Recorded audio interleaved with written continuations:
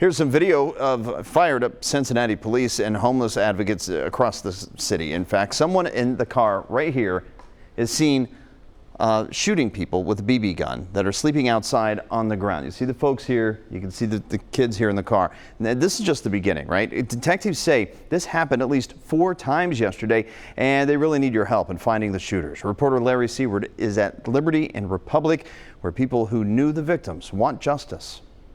St. Anthony Center has dozens of cameras in and around its building. Some of them are in plain view because security is the only reason some people sleep here at night. So you can imagine how furious management is with the violence recorded outside.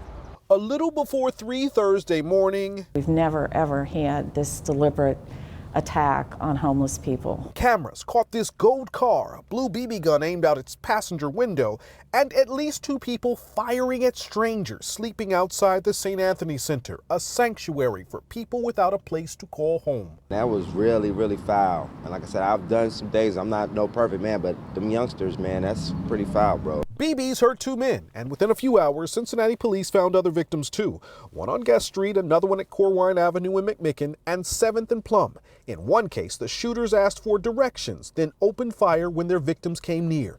This second video from a parking garage in the Banks shows 2 women and a man believed to be involved wandering around, shoving the gun under a gold BMW, then taking the weapon back into their Hyundai Sonata.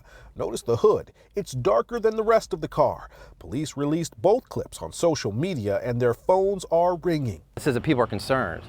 What it says is that people see a video like this, it's senseless. While detectives are still anxious for case-breaking tips. This was a violation of a very sacred, special place. St. Anthony Center is beefing up security to better protect and help vulnerable survivors attacked at random.